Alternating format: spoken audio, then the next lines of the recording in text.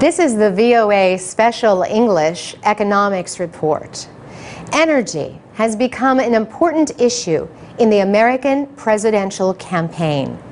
And gasoline prices, costs that affect almost all Americans, have risen sharply in recent months. For example, former Massachusetts Governor Mitt Romney has criticized President Obama's energy policy. In a newspaper commentary, he said the president has let prices rise while placing too many requirements on the energy industry. One issue in the political debate is a project proposed by the Canadian company TransCanada.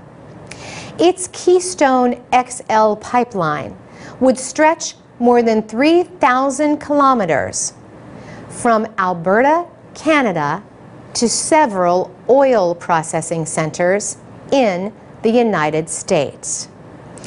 If completed, the project would cost about $13 billion and transport over 1 million barrels of oil a day. The Republican Party has criticized President Obama for delaying work on the oil pipeline.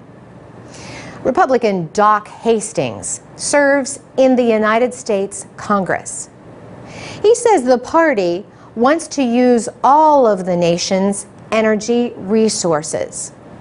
Mr. Hastings says that would include use of both the Keystone XL pipeline and oil exploration in coastal waters.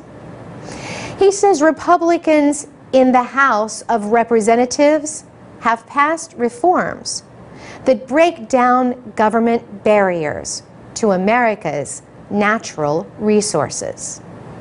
And he says the House has passed legislation that would open coastal areas to new oil exploration and production. In early March, President Obama visited a Daimler truck factory in North Carolina. He told workers that more oil exploration is not an easy answer to the nation's energy problems.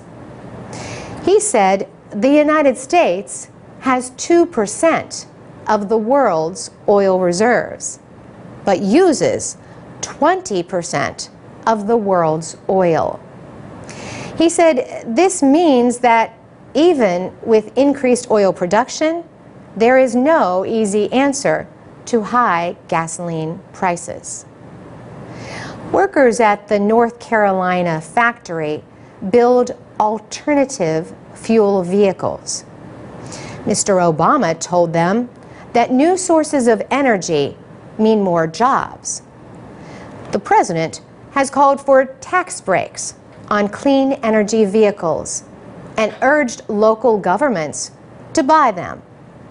He also has asked lawmakers to end $4 billion in support for the oil and gas industries.